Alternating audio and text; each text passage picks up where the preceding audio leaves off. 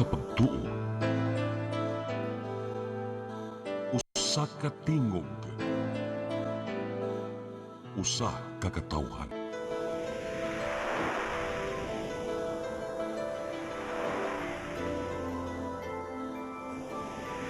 Cebu Catholic Television Network.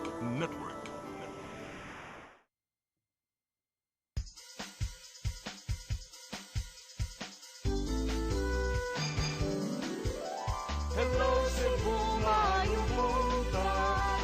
Yaksunta ang kahayag nga nagsulit sa matuod, nadagan sa panghitabo.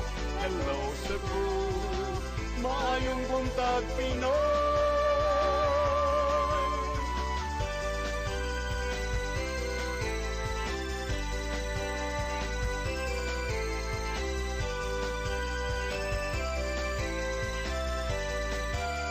Ang katutulungan sa mga katawhan. Hello Cebu, hello Cebu, maayong buntag Pinoy, maayong buntag Pinoy, maayong buntag Pinoy. Hello Cebu, may buntag Pinoy. Adlaw karon nga Biyernes katapusang adlaw sa semana, pitsa 13 sa buwan sa Marso 2026. Sa ngalan sa akong partner Malu Inocando Tabar, ako si Attorney John Destacamento.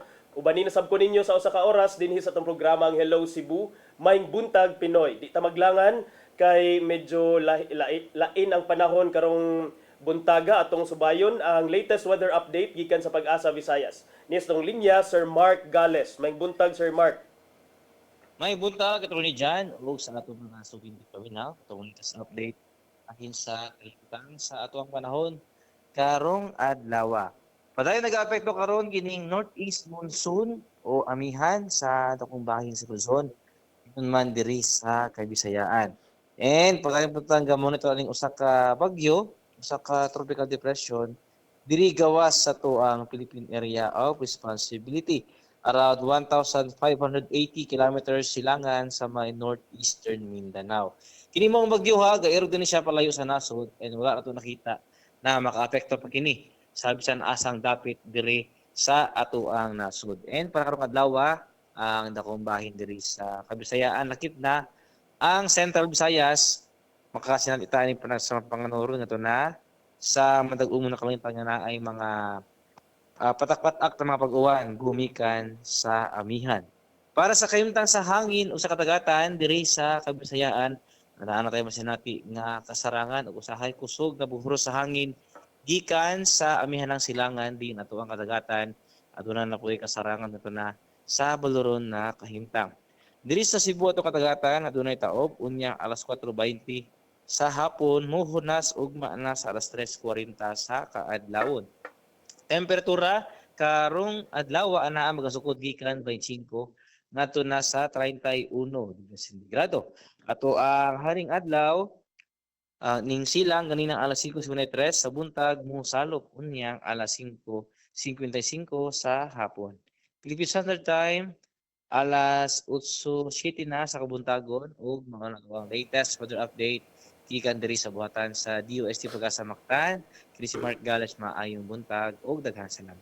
Daghang salamat Sir Mark Gales gikan sa Pag-asa Visayas ug good morning ninyong tanan. Happy weekend diha sa inyong buhatan sir.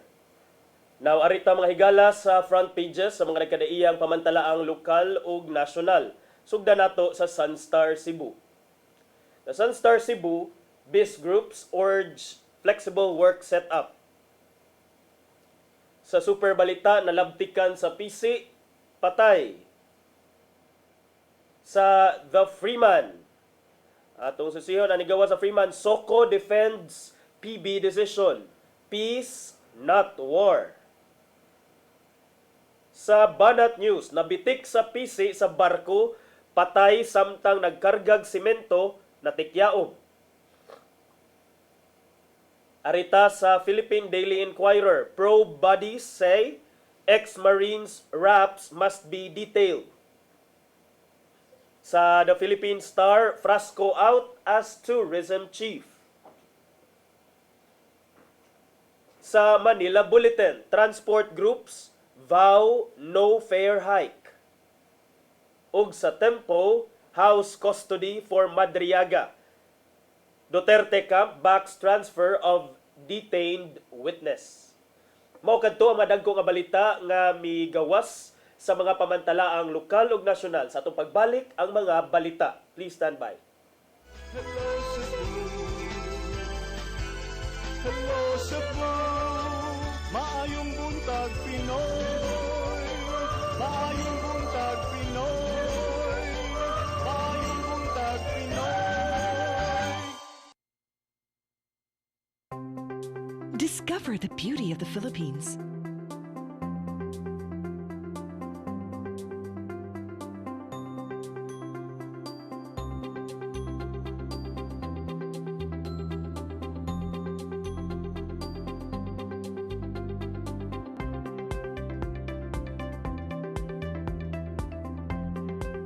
With Philippine Airlines, the country's flag carrier.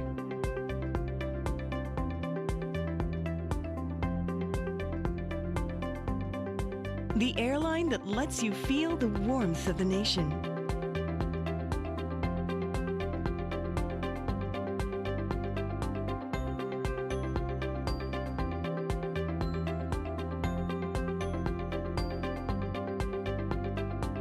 Mabuhay!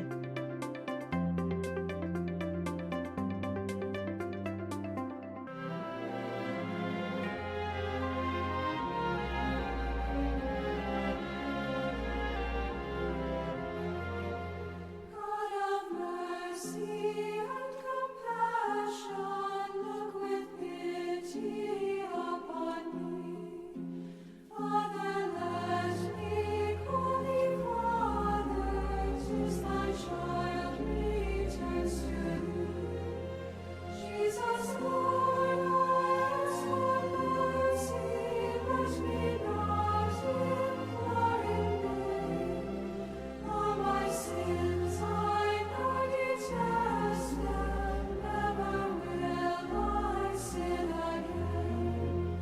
By my sins I have deserved death and endless misery. Hell with all its pains and torments, and for all eternity. Jesus, Lord, I ask for mercy, let me not implore in vain. All my sins I now detest, and never will I sin again.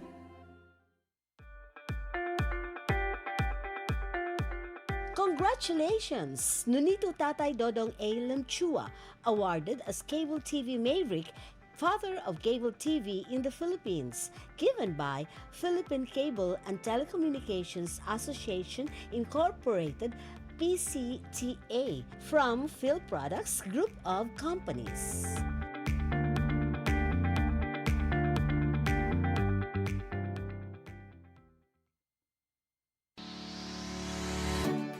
Looking for the best internet deals in Negros Oriental? Phil Products Negros is here to bring you fast, reliable, and affordable internet with plans made just for you. For as low as 899 pesos per month, enjoy speeds of 50 Mbps, perfect for streaming, working, or studying from home. Need more speed? No problem. Get 100 Mbps for just 1,199 pesos. 150 Mbps for only 1,499 pesos, or our fastest plan, 400 Mbps for just 2,399 pesos per month. Plus, you can add over 100 cable TV channels to your internet plan for just an additional 100 pesos per month. That's entertainment and lightning fast internet all in one.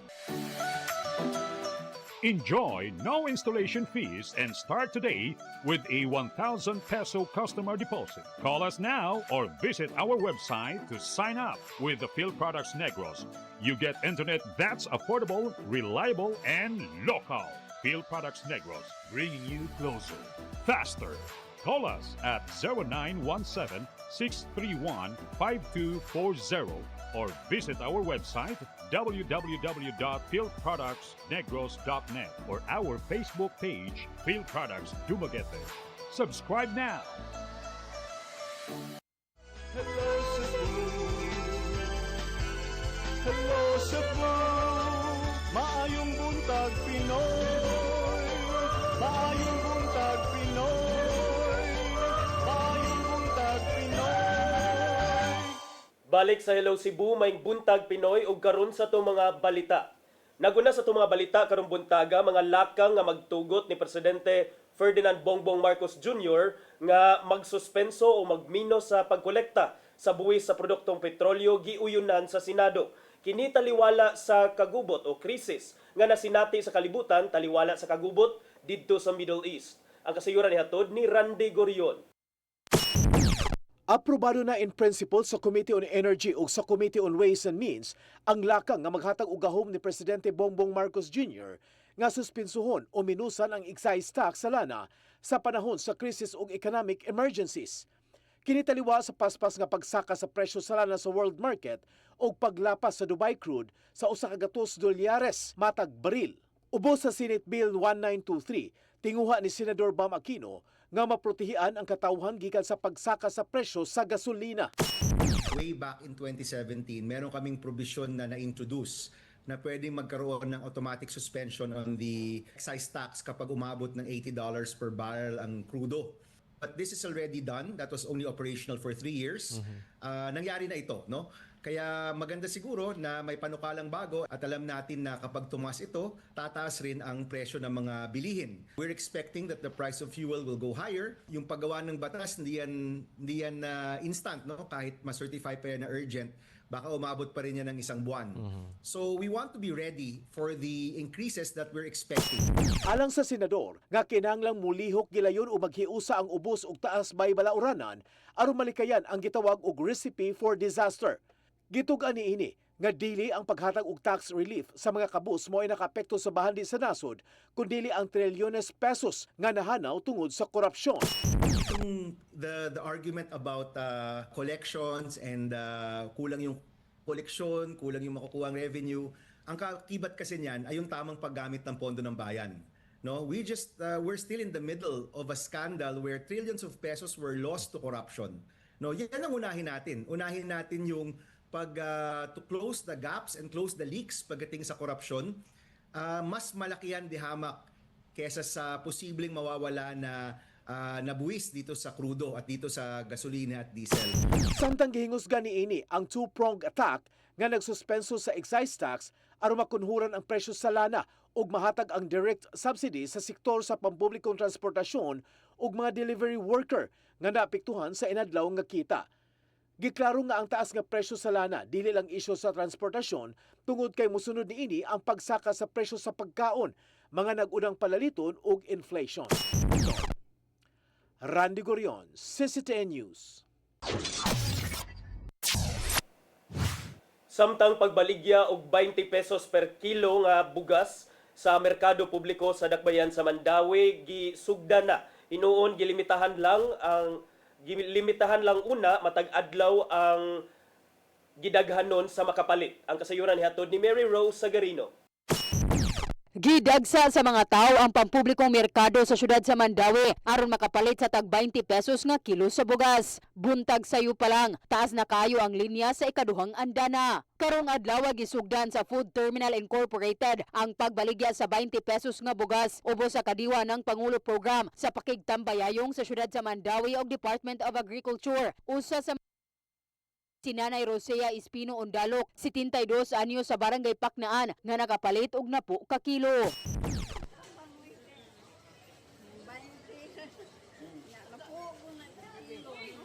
Ang mga benepisaryo, mga trabahante nga minimum ang sweldo, senior citizen, solo parent, persons with disability, 4-piece beneficiary, mga driver sa jeep ug tricycle, fisher folk, mga magtutudlo ug non-teaching personnel sa DepEd. Kinahanglan dadon ang ilang government-issued ID ug alang sa mga trabahante, magda og company ID ug certification gikan sa HR. Gipasabot sa Food Terminal Incorporated nga gilimitahan lang sa 250 ka tawo matag adlaw ang makapalit. Gi-control lang namo sir para maapod sa sa tanan. So we're just limiting 250 beneficiaries. That's per day for this week until next week. And then if anything changes, we have additional stocks coming. Then that's the time that we can, increase day by day. Sa pagkakaroon, ang maximum nga mapalit 10 kilos matag buwan. Mary Rose Sagarino, CCTN News. Sa laing balita, Vice Governor Glenn Anthony Soco nakugang sa pamahayag sa gobernador nga kabahin sa compromise agreement sa Apo Land and Quarry Corporation. Gibutyag niini nga wala sila gikonsulta sa maong agreement. Ang kasayuran ni hatod ni Gia Navarro or ni Arby Voloso.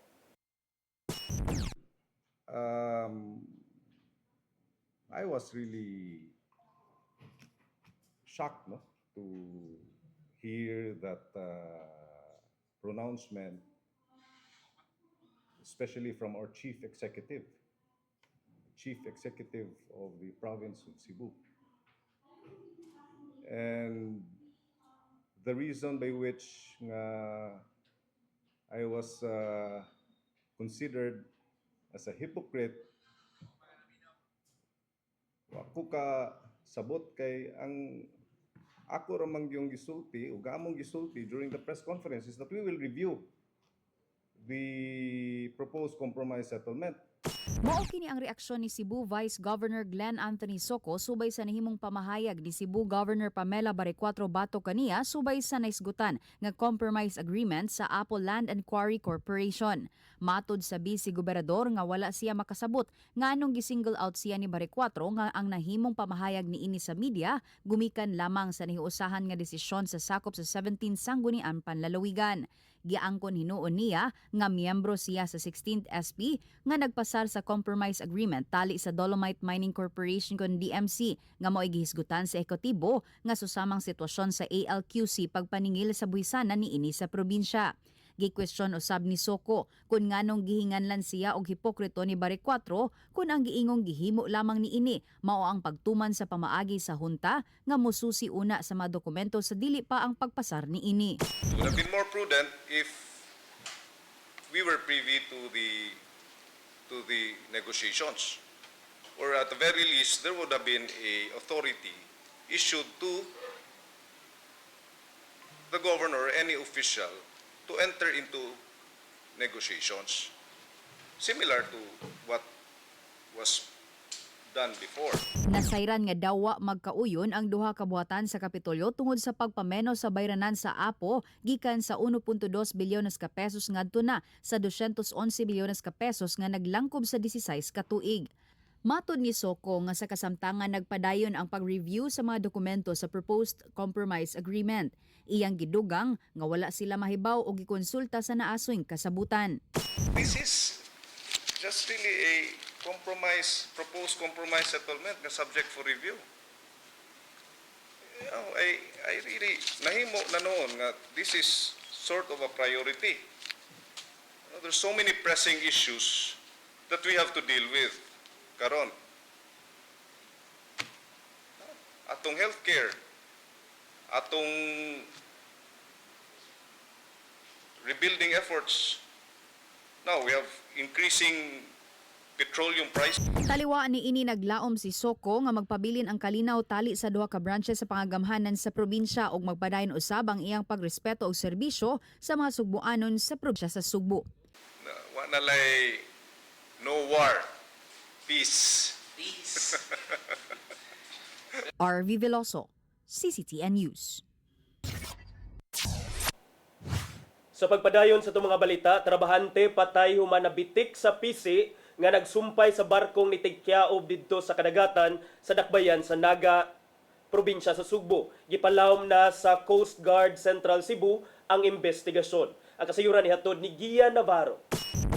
Namatay ang usa ka piler sa semento human ni Tigkiaob ang barkong nagkarga og semento niadtong Miyerkules sa gabi sulod sa usa ka cement factory plant sa barangay Tinaan, siyudad sa Naga. Gila among trabahanteng si Junri Baricog, 43 anyos og nanimuyo sa barangay Inuburan sa maong syudad. Matod sa pasiyonang investigasyon sa mga otoridad nga nag-assist sa kargamento si Baricog na nanghigayuna. Nasuta nga nitakilid ang barkong MV Teresa 1 sulod sa implanta samtang adunay karga. Suma pa sa mga saksi nga si Jun Ray anaa sa laing barko niya ng higayuna o gituang naputol ang pisi sa tapat nga barko nga nitikyaob. Hinungdan nga napiktan kini nga may resulta siyang pagkahagba.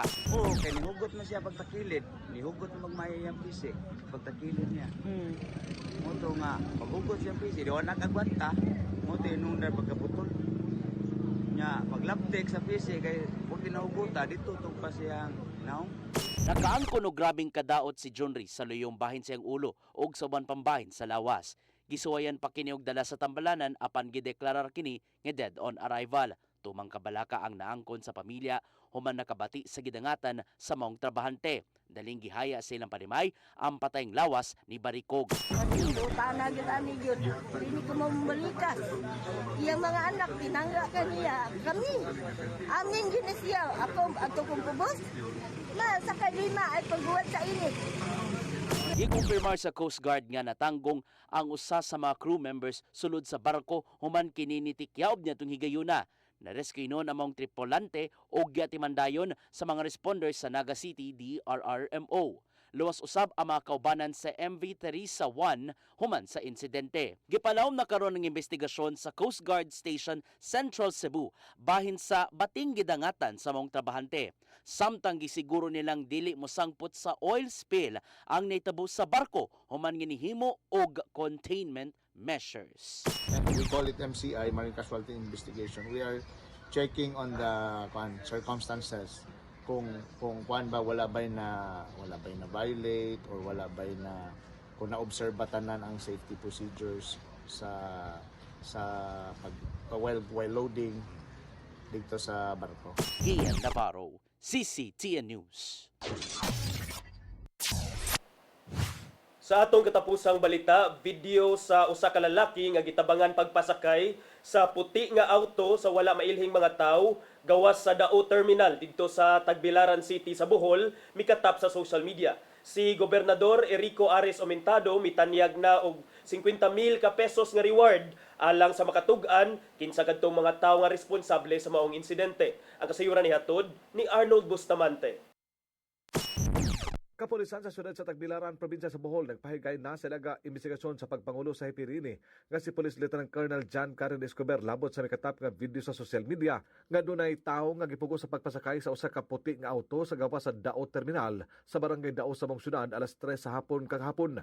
Matod ni Escobar nga sa pagkakaroon ila pa nga giilakin sa katugaw og lalaki nga biktima ug kung nga mailhan na kini ila nga masairan kung unsa gyud ang motibo sa wala mailhing nga mga kalalakinan. Doon na plate number ang Tagbilaran City Police Station sa sakinan nga gisakyan sa mga suspek o gila na kining gipasubay sa Land Transportation Office kung kinsa ang narag-iyan niini lagip na aga motorsiklo nga gisakyan sa biktima. Gibutyag ni Escobar nga gipang backtrack na sa iyaga mga investigador aga mga CCTV camera sa dapit aron masayran kung asa gikan ug asa ni paingon ang sakinan human nila madagit ang biktima. Karon atong gi-establish ang identity sa katong alleged nga biktima. From that siguro kung ma-establish nato ang identity, for example ma-establish nato nga mauning tawhan na come up ta og mga initial nga possible motive.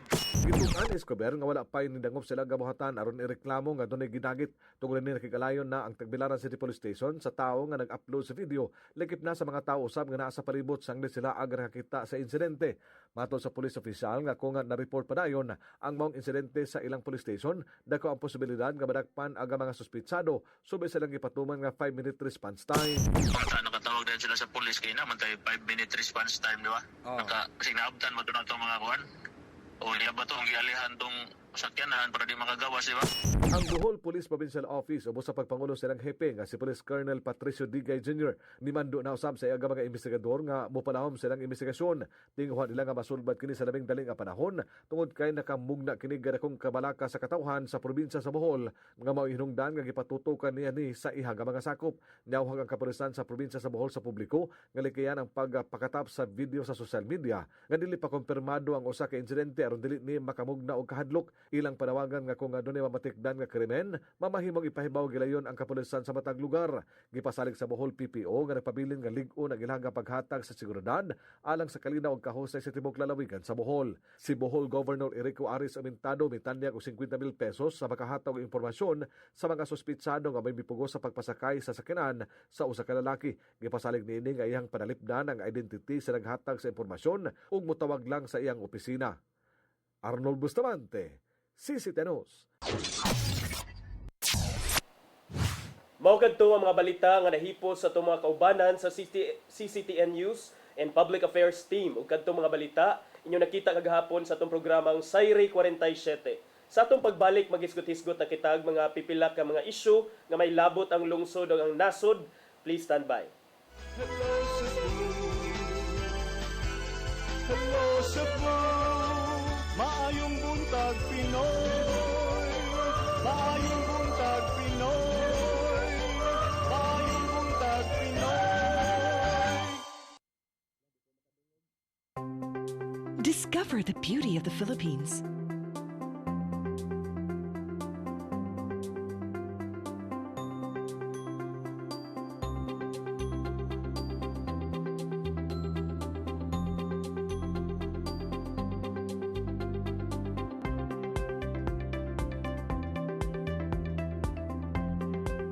With Philippine Airlines, the country's flag carrier.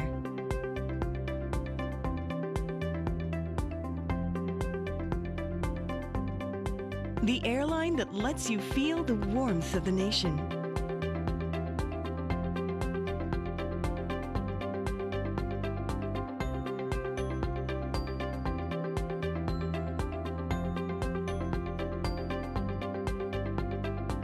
Mabuhay!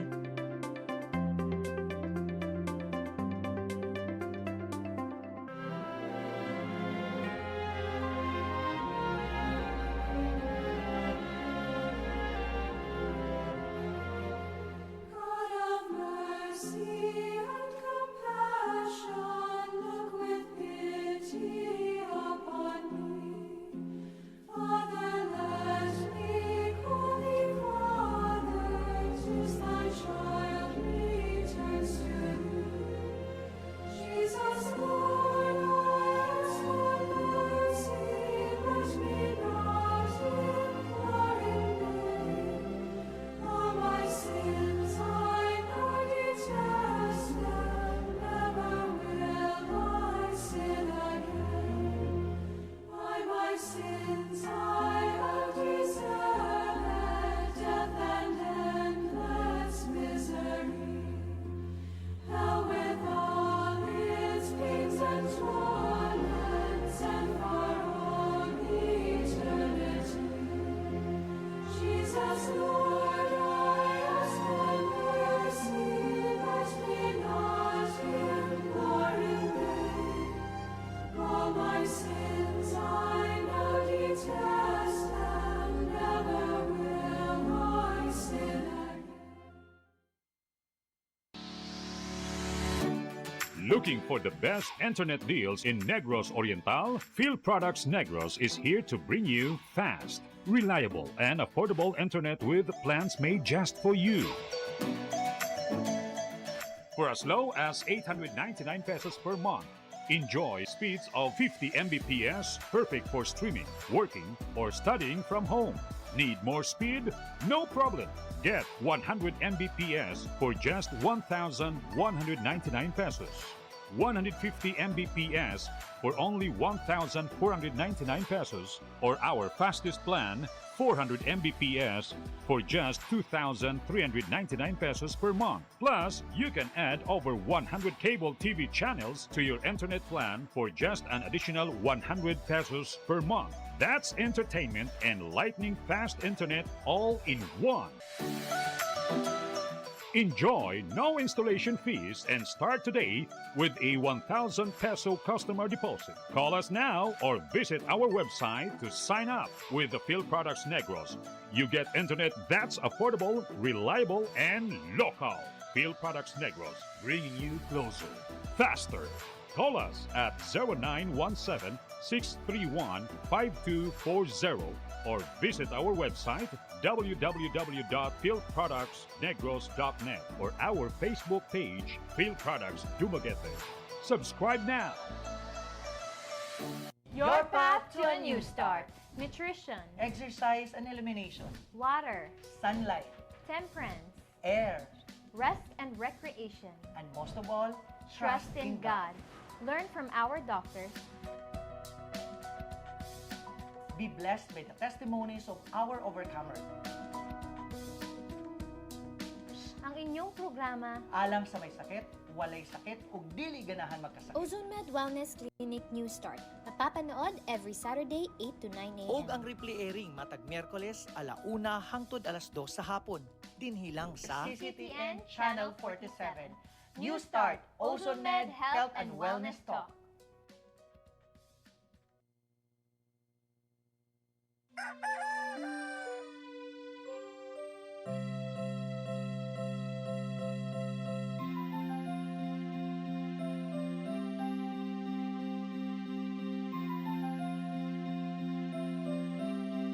Wala na dita, ma. Palud, ma. Sorry ma'am, na late ko. Nangita pa mong ko para internet sa kong anak ma'am. Ay, wala na yung problema. Pag sinisibo. Sinisibo, sinisibo. For your internet connection. And for the signal of your cable TV. So fast and straight, the transmission to your home. Sinisibo. Sinisibo, sinisibo. Offers you to have fiber optics. For your viewing experience, perfect and clear so far. So great and affordable for you to enjoy. Sinisibo. Cine Cebu Television Network Incorporated offers fiber to the home broadband internet bundled with fiber to the home cable TV connection. Cine Cebu Television Network Incorporated with its operation in Metro Cebu and the whole province of Cebu soon. And affordable for you to enjoy. Sinisibo.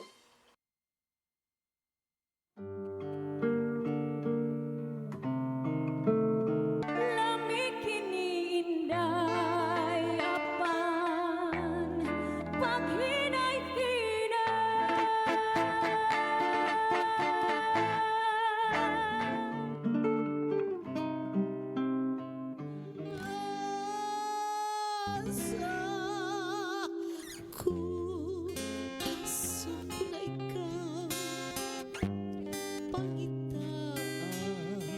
Karon kay ikaw day na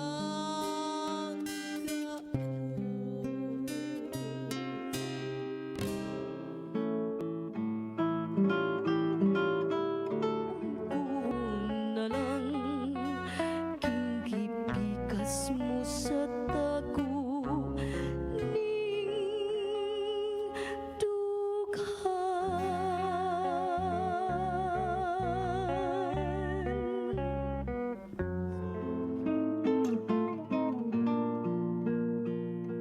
Dihay Pinay namin yo og hapon.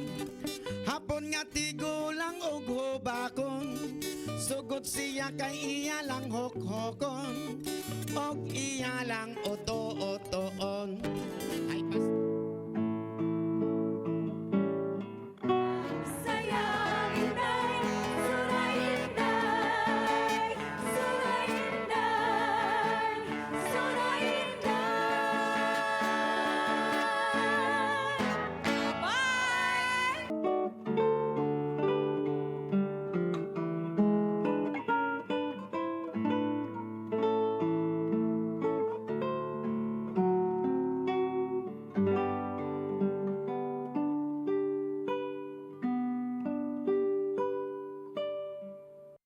Hello Cebu.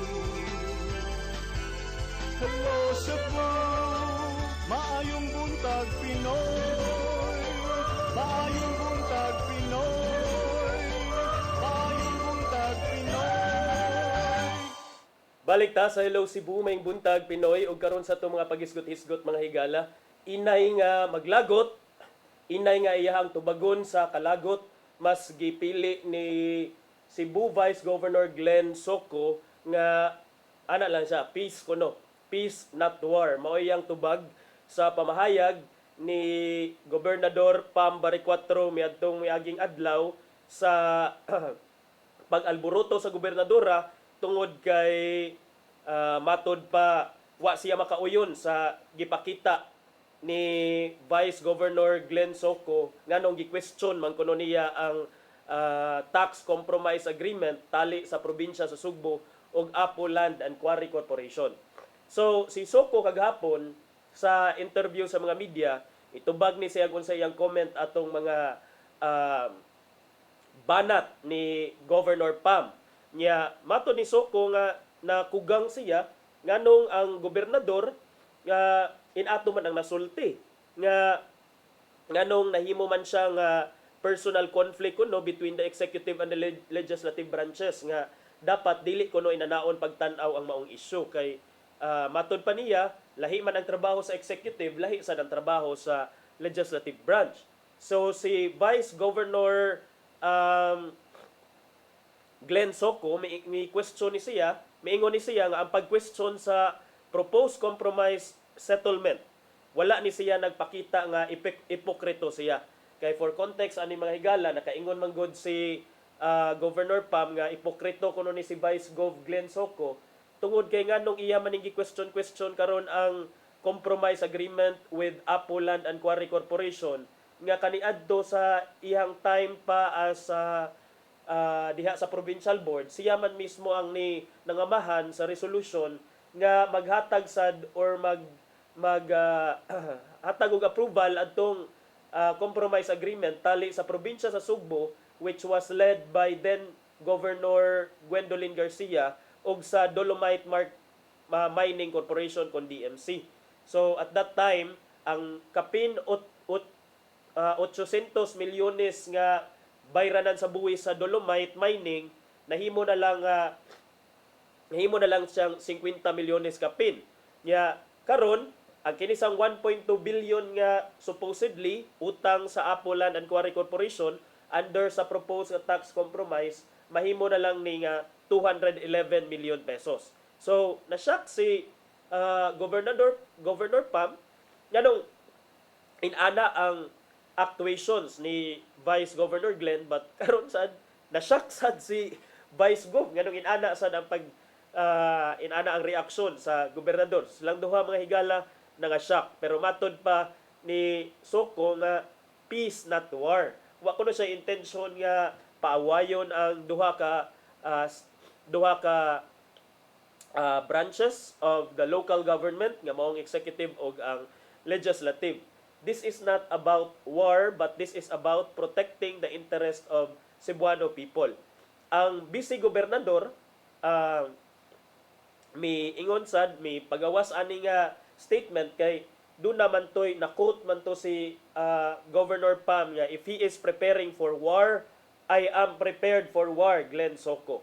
So si Vice Gov Soco wala ni siya may kalawat anang gipag-frame sa executive department nga kini kuno is a conflict. Matod niya nga disagreements are normal in governance. Tinuod bitaw na mga higala kay bati man sa kay na nga within a local government or within any government system, walay makatan-aw or wala nalay maka-question sa usa ka nimo nga buot-buhaton sa usa ka leader because silang tanan puro uyon.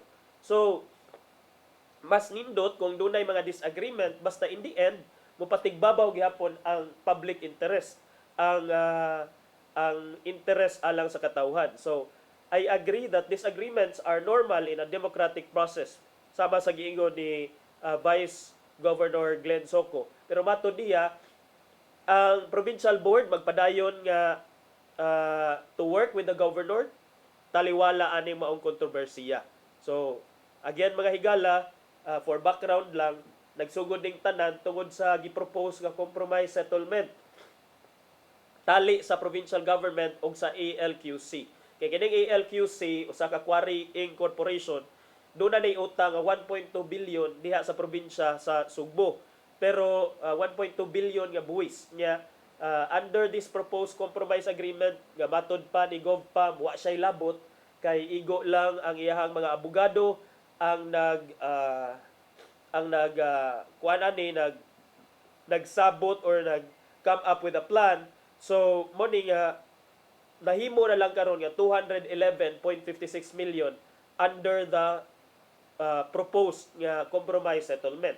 Nga kining proposed compromise settlement kasamtangan ni nga gi kuti-kuti or gi studyohan sa komitiba diha sa provincial board kay ang provincial board man ultimately ang mo decide kung uyunan ba ni ang proposed compromise settlement or dili. So dako na mga higala no 1.218 billion nga tax assessment. Mo ni nga mausad ni nga makasabot ta kung ang intention sad ni Vice Glenn Soko was to question that. Base sa records nga ang maong proposal ko no na transmit na dito sa provincial board ni adto pang January 26 nya na refer na ni sa Committee on Laws and Ordinances and Ways and Means naong duna nay joint committee hearing nga schedule para pag-review sa maong proposal. Si Soko nagkanayon nga wa pa ni siya gi-reject sa provincial board ang settlement but simply exercising the authority to examine the proposal thoroughly. Nya si Baricuatro lagi kay niingon man nga ipokrito ni si Vice Gov Glenn. Si Vice Gov Glenn sad niingon nga lahi man ang Dolomite case sa ALQC nga case. Matod niya nga ang resolution atong Dolomite merely authorize the governor to negotiate and enter into a compromise agreement if necessary. Samtang ang ALQC nga proposal already contains a fixed settlement amount. O ato ning klaruhon mga higala kay niingon man si GovPam nga ipokrito ka kay mao na imong gibuhat sad during the last term ubos sa leadership ni Governor Gwen. But giklaro ni Soko nga dili lahi ning duha kay at that time kuno katong nangabahan siya og resolution, ang purpose lang sa resolution is to authorize the executive branch through the governor, ya ang gobernador ato nga time was Gwen Garcia, ya to authorize the governor nga makig-negotiate. Pero sa resolution ni Glenn Soko at that time, wala kunoy fixed nga settlement amount. Ang nakalahi manggod kanin sa ALQC kay duna nagyoy specific nga settlement amount which is 211 million. So meaning wala na labot na ang provincial board sa wala na appeal ang provincial board sa decision making, although technically they will still be involved because in the end sila man ang muhatag sa approval kung ipadayon ba ni or dili. So si Soko miingon sad nga kining Dolomite case lahi-lahi ni og mga circumstansya kay ang sa Dolomite compromise was based partly on an admission by the provincial treasurer nga nasayop sila og calculate sa tax assessment. Mao to nga hinungdan nga ang actual amount sa nga kompromiso was actually relatively small but the adjusted involved was only around 5 million. So Soko sad miingon nga ang provincial board was not involved in the discussions leading to the proposed settlement. It only received the proposal after the amount had already been determined. Mao ni akong giingon mo higala nga murag na feel sa provincial board nga na bypass sila sa maong arrangement kay gihungitan na lang sila og proposal nga 1.2 billion na himuon natong 211 million. Yes or no? Ni explain sad si Soko nga wa man siya nagpatawag og press con, dili man to siya ang public press con dapat dili kuno hatagan og malisya kay of course nitubag lang sad siya sa mga pangutana sa taga-media kay nahibaw-an man sa mga reporters nga kani di ay nga proposal gi-refer na ni didto sa provincial board, so natural giingnan man nga ang bulan na nasa provincial board. So moto nga nagpatawag last Friday ang Vice Governor sab og iyahang preskon diin iyang gitubag ang mga pangutana sa mga tigbalita. So mo na mga higala nga inaot paunta dili nimo lungtad or dili mo grabe ning away batok sa pero ingon man si GovPam nga it is not an issue between the executive and the entire provincial board. Kay matod pa niya mga higala, issue raman kuno ni batok niya og ni Vice Governor Glenn Soco. So, muna mga higala ang kalambuan matod kabahin sa katong away. Ato na lang ni ingnon nga away kay nag-away gyud sila pero si Soco rag di sa mo game anang war. Dili siya game sa war kay matod pa peace not war. Okay? So, ari sa ta sa laing hisgutanan mga higala. Si Tourism Secretary Cristina Garcia Frasco dili na maoy Tourism Secretary pagkakaron. Lahi na. Gitangtang na siya isip I don't know if the gitangtang is the right word but dili na siya ang secretary sa Department of Tourism. Human mi circulate ang mga rumors nga si Presidente Bongbong Marcos nangita ni siya og bag-o nga tourism chief. Kagahapon na gyud ang Malacañang mi anunsyo na nga si Secretary Cristina Garcia Frasco has been named Presidential Advisor for Sustainable and Resilient Communities. So, atong kahinumduman mga higala nga kini si Mayor Frasco dili Mayor Frasco, si Secretary Frasco na himo ni siyang sentro sa kontrobersiya kay tungod atong giingon nga paggamit kuno sa iyahang naong sa mga paggamit sa iyang mga photos sa cover sa mga tourism promotion materials. Nya kasamtangan nga samtang nangita og bag-o nga tourism chief ang mo act sa as officer in charge mao si Tourism Undersecretary Verna Buensoceso. Okay? Tourism Undersecretary Verna Buensoceso. Mao ni ang kasamtangan nga officer in charge sa Department of Tourism.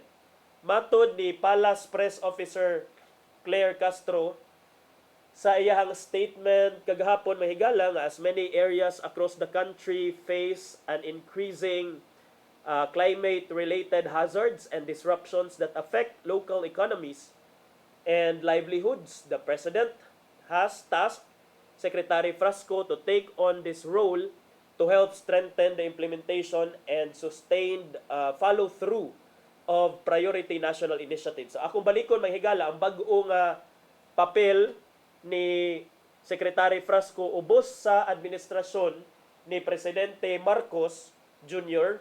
mauning isip Presidential Advisor for Sustainable and Resilient Communities. Mag-abot na siya sa climate change, mga higala, climate change. Na ay mga espekulasyon, matod ni Castro di ay, nga si Marcos nagpasalamat sa former tourism chief, si Secretary Frasco, kang Secretary Frasco, alang sa iyang pagserbisyo sa maong department. Niya Presidente sad expressed confidence that Frasco, who has worked closely with local governments and communities, would continue to support the administration's priorities. Daghang mga espekulasyon sukad pa niadtong January nga kani si Frasco was already on her way out of the tourism department because of weak visitor arrivals. Pero gi-explain naman sad ni Mayor Frasco iyang side mga higala nga kato kunong mga tourism promotion materials ang uban ato wala kunoy sanction gikan niya personally or wala kuno nagpahibaw sa Department of Tourism sa paggamit sa iyang naong niya wala sad kuno nagagasto ang maong departamento, maong ahensya sa gobyerno og any funds for the production of those materials.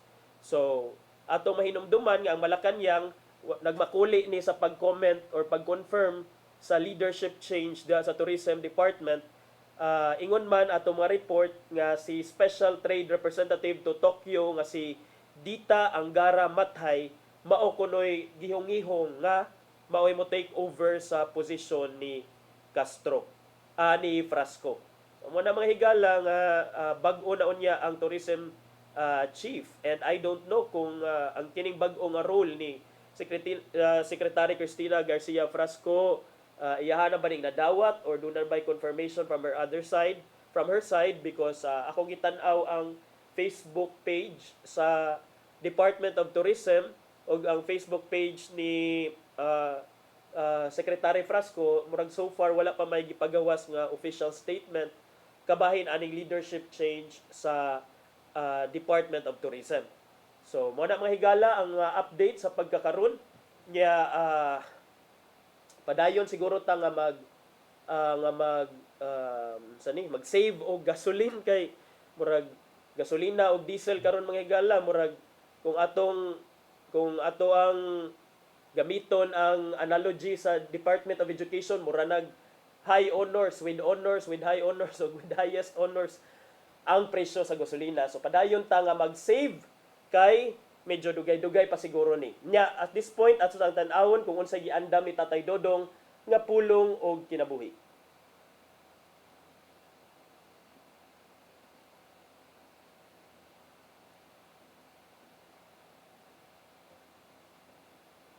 Okay, murag wala pa na andam ang pulong og kinabuhi. Ing nalang ko Auntie Inday kung ready na diha ang atong pulong og kinabuhi, but mao to atong mahigala no, do na pamtay gamayng oras di ay nga nahabilin, but kuan na siguro ta padayon ta nga mag-save og kung dunay mga lakaw nga pwede dili na lang lakon nga makagasto ta gasolina, kay pagkakaron gi certify as urgent na ni Presidente Bongbong Marcos ang katong pag-reduce sa excise tax on petroleum products during national and global emergencies as the Philippines grapples with soaring oil prices niya. Doon na sa mga report mga higala nga ang kining electricity, ang bayran na sa kuryente, doon ay posibilidad nga mosakasad sa mga umaabot nga mga buwan. Okay, so at this point atong tan-awon unsay giandam ni Tatay Dodong nga pulong og kinabuhi.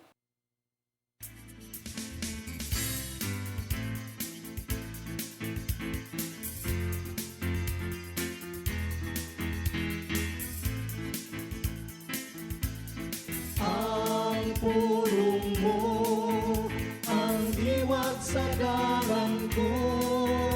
Ngayon, ang atong pagpili og leader sa atong katilingban dili pinagi sa pagdawat og kwarta, kundi sa pagampo. Dili kita magpadala sa salapi, kay sa 1 Timoteo 6:10 nag-ingon, kay ang pagkamahigugmaon sa salapi mo'y tinubdan sa tanang pagkadautan. Kung ikaw mudawat o kwarta bayad sa imong pagbutar sa usa ka kandidato, imong gibaligya ang kaugmaon sa imong nasod. Ang eleksyon naghatag kanato og pagpili sa maayong kandidato nga gituwa natong mangulo alang sa maayong paglambok. Mo nga dili gayon maayo ipasikat sa kwarta ang atong madawat ang pagpili sa usa ka leader. Dako ang mahimo sa pag-ampo. Gani, sa balaang kasulatan, kita gisugo man nga iampo usab ang atong mga leader sa ilang paglingkod sa ilang pwesto. Sa 1 Timoteo 2, unong ato sa 2 nag-ingon, busa o hagon ko kamo, una sa tanan nga kinanglan himuon ang mga pag-ampo. Mga pangalyo po o mga pasalamat ngadto sa Dios alang sa tanang tao, alang sa mga hari o sa tanang nagmando, aron makabaton kitang mahusay o malinawon kinabuhi, Diyos nun o subay sa bayong pamatasan. Maigsoon, mo kini ang pulong nga maghatag kanato giyas sa atong kinabuhi. Mag-ampo kita. Langitong Amahan, among ituboy kanimo ang among mga leader. Himuwa nga ang ilang mga kasing-kasing magtinguha lamang sa pagtuman sa imong kabubuto. Panalipi sila sa mga lingla sa yawa o himuwa ang putli ang ilang tuyo o tumong alang sa katawan. Amen. Sa ngalan sa Man, sa Anak, sa Espiritu Santo. Ang pulong mo, ang diwat sa dalan ko. Pulong o kinabuhi ni Tatay Dodong mo'y hingpit nga nagtapos sa tong tulamanon.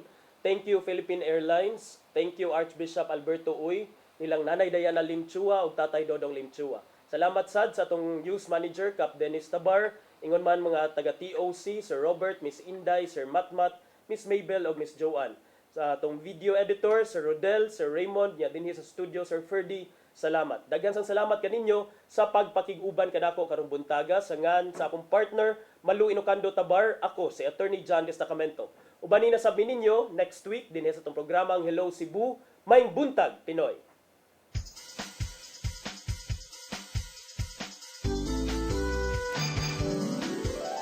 Hello